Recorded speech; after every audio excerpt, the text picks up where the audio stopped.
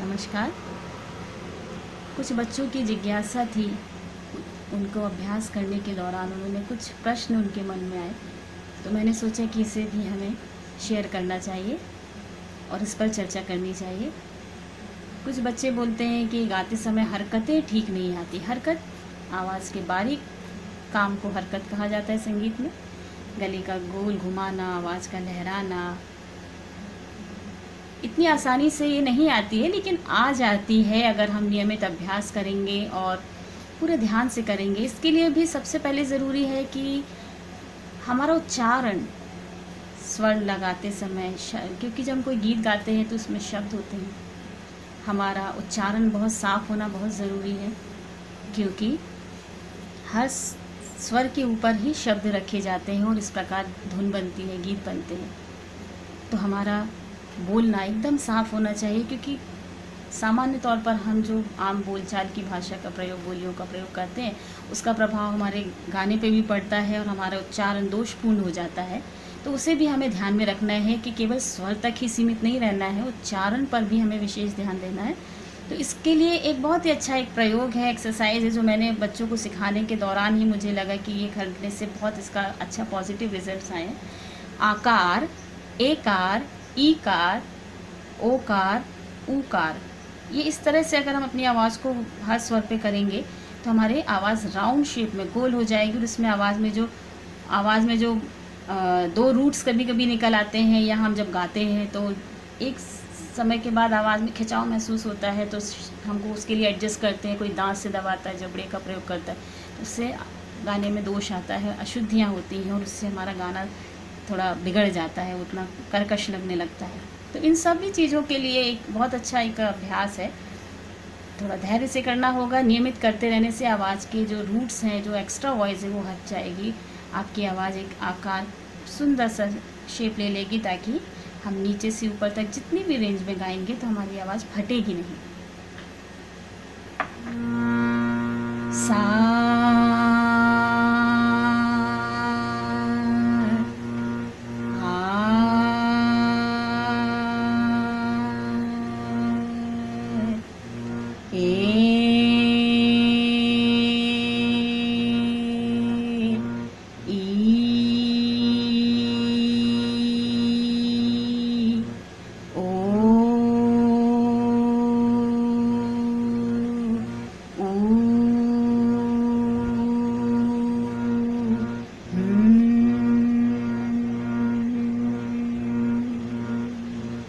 पूरी एक एक सांस रुककर हमको आ, ए, ई, ओ, ऊ, इनका एक एक स्वर पे पूरी एक एक सांस रुककर अभ्यास करना है। इस अभ्यास को अगर हम बहुत संभाल कर हम करेंगे, ध्यान से करेंगे, तो शुरू में थोड़ा आवाज़ ख़राब आएगी, थोड़ा सा हिलेंगे स्वर।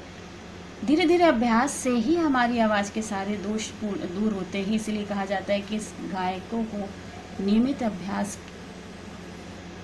उनकी सफलता का मंत्र है। नियमित अभ्यास पूरी एकाग्रता के साथ। तो आवाज़ की शुद्धता पर, उच्चारण पर हमें विशेष ध्यान देना है और सुनना है अपनी आवाज़ को कि आ या का उच्चारण छोटा तो नहीं हो रहा है, गहरी सांस के साथ लग रहा है कि नहीं, यहाँ की नसों का प्रयोग नहीं करना है, जबड़े का प्रयोग नहीं करना है, दांत से नहीं, इतने यहाँ से नहीं गाना है, ऐसा नहीं गाना है। हमको आवाज़ थोड़ा सा, क्योंकि हमारा जो स्वरों का केंद्र होता है वो नाभि होता है।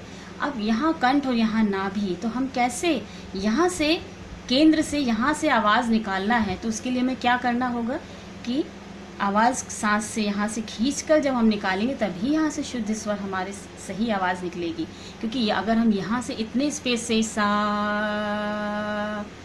तो ये गाने योग्य आवाज़ नहीं है और इससे आप ज़्यादा देर तक भी गाए नहीं कर सकेंगे, थक जाएंगे, मसल्स पे जोर पड़ेगा और गाना उतना सुरीला नहीं, कर्कश होगा।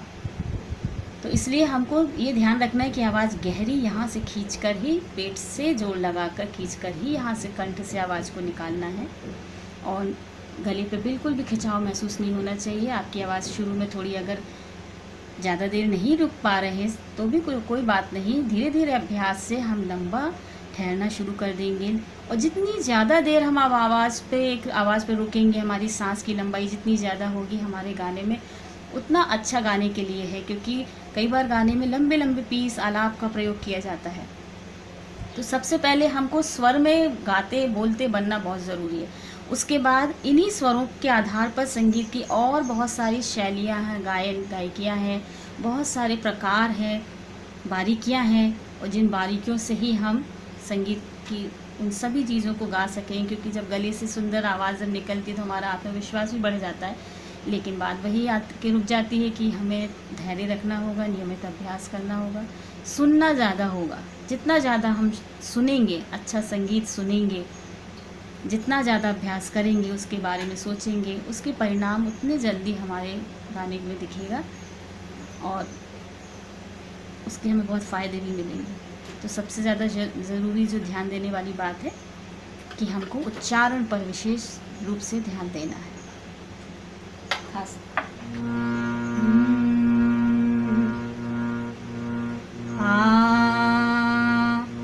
एक और अलंकार मैं आपको एक्सरसाइज बता रही हूँ। एक ही स्वर पर एक सांस तक एक ही जगह पर आवाज़ को चलाना, इससे गले में दानेदार, इसमें ग्रिपिंग आना शुरू होता है। सा सा सा सा सा सा सा सा सा सा सा सा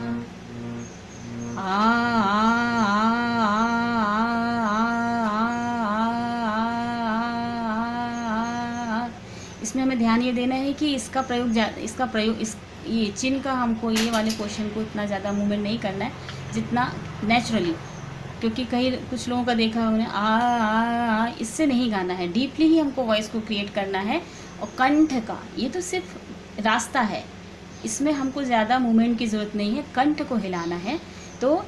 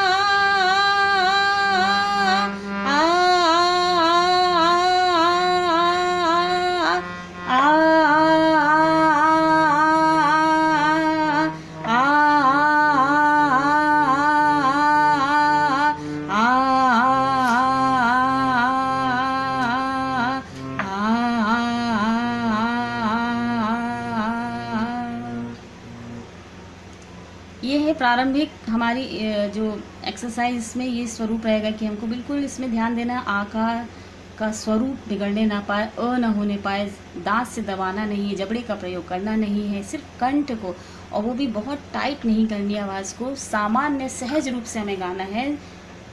इसका जब द्रुत लय में जब हम करेंगे, लेकिन ये नियमित अभ्यास से आएगा। जैसे जैसे आपकी एक लय तैयार होगी, आपकी अगली लय के लिए तैयारी शुरू हो जाती है। जल्दबाजी नहीं करना है, बहुत शुद्धता और ध्यान के साथ हमें करना है।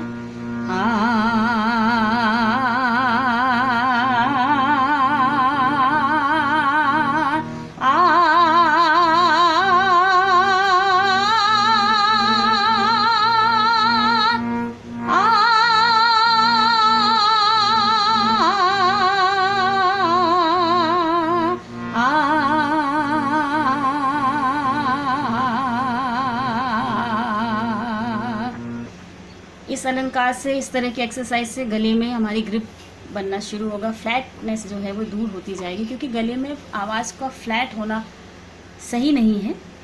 जहाँ ज़रूरत है वहाँ हिलाना भी हमारे गले में होनी चाहिए। वो बारीकियों के लिए इस तरह से धीरे धीरे हमारी एक्सरसाइज है और बातों को ध्यान में रख के हमें करना है। अगर गलत हमने विधि से अगर आवाज़ का प्रयोग किया, स्वर गलत लगाया, तो उसके परिणाम बहुत ही बुरे भी हो सकते हैं, जो कि हमारी आवाज़ के लिए, हमारे गले के लिए, हमारी गायकी के लिए ख़तरनाक हो सकते हैं। तो बहुत ध्यान से हमको स्वर लगाने की आवश्यकता है, इसलिए बहुत जब भी हम स्वर लगाते हैं, अभ्यास करते हैं, इस बात का बहुत ध्यान रखना है कि हड़बड़ी नहीं होनी चाहिए, जल्दी ख़त्म करने की भी नहीं होनी चाहिए। और ये नहीं कि एक ही दिन में हम सोचते हैं कि आज ही हम बहुत सारी चीज़ें हमारे गले में आ जाएंगी तो बहुत देर गा लेने से शायद वो चीज़ जल्दी तैयार हो जाएगी, तो ऐसा नहीं है। धैर्य के साथ और भी मैं आपको धीरे धीरे समय पर वीडियोज़ के ज़रिए आपको आवाज़ तैयार करने के कुछ लेसन्स देती रहूँगी। आगे और भी और भी महत्वपूर्ण जानकारी मैं देती रहूँगी वीडियोज़ के ज़रिए। आप कोशिश कीजिए, और जो भी अगर आपको समस्या आती तो आप पूछ सकते हैं। सभी बच्चे सभी बहुत ध्यान से करें, अच्छा गाएं, सुरीला गाएं, लेकिन नियमित अभ्यास बहुत ज़रूरी है। इस बात को आप गांठ बांध लें। जैसा हमने पहले ही बताया था, ओम नियमित हमें लगाना है और पूरे गहराई के साथ नाभि से जोर देते हुए हमको गाना है। इस बात का बार बार मैं बोल रही हूँ, ध्यान देना है कि हमको यहाँ पर ताकत खिंचाव नहीं देना है। और एक और बात होती है कि हर एक व्यक्ति के गले की अपनी एक क्षमता होती है, आवाज़ की एक क्षमता होती है, उस हिसाब से वो उतना ऊंचा नीचे ही जाती है। तो हमको सा स्वर गाने में अगर हमको बहुत खिंचाव लग रहा है, सा से लेके पा तक तो ठीक है, नी और सा में जाके तो हमको बहुत ज़ोर लग रहा है, तो इसके लिए हम क्या कर सकते हैं कि सा को थोड़ा और नीचे कर सकते हैं। एक स्वर और नीचे से सा करेंगे तो हमारा जो सा स्वर की जो रेंज है वो थोड़ी छोटी हो जाएगी। तो जब तक गला हमारा तैयार नहीं हो रहा है तो हम ये नहीं कि हमारा गला नहीं भी जा रही आवाज़ तो हम खींच रहे हैं और चीख कर गा रहे हैं, नहीं। अगर आपको लग रहा है कि आपको गाने में इस सा से आपको बहुत ऊंचा लग रहा है तो हम थोड़ा नीचे कर सकते हैं, एक स्वर और नीचे। जैसे अभी हम गा रहे हैं सा, अगर हमको ऊंचा लग रहा है सा तक पहुंचने में, हाई पिच के सा में जाने में अगर हमको दिक्कत हो रही है तो हम थोड़ा नीचे कर लेते हैं। सा रे गा मा पा धा नी सा, सा नी धा पा मा गा रे सा। तो आवाज़ को ये नहीं कि हम नीचे स्वर से गा रहे हैं मतलब हमारी आवाज़ हमेशा हमारी रेंज छोटी रहेगी, ऐसा नहीं है। धीरे धीरे नियमित अभ्यास से हमारे शास्त्रीय संगीत में इतनी अच्छी बातें हैं, इतने अच्छे अभ्यास हैं, इतनी सुंदर ट्रेनिंग के बहुत सारी बातें हैं जिनको कर लेने से, इसलिए हमारी आवाज़, इसलिए कहा जाता है कि शास्त्रीय संगीत की ट्रेनिंग लेने से हमारा जो गायकी है वो पक्ष बहुत मजबूत हो जाता है। तो इसमें बहुत अच्छा अभ्यास है जिनको हम धैर्य से करते जाएंगे और हमारे गले में सारी बातें आएंगी। और अच्छा सुनिए, पढ़िए और संगीत से जुड़े रहिए, नियमित अभ्यास करिए। धन्यवाद।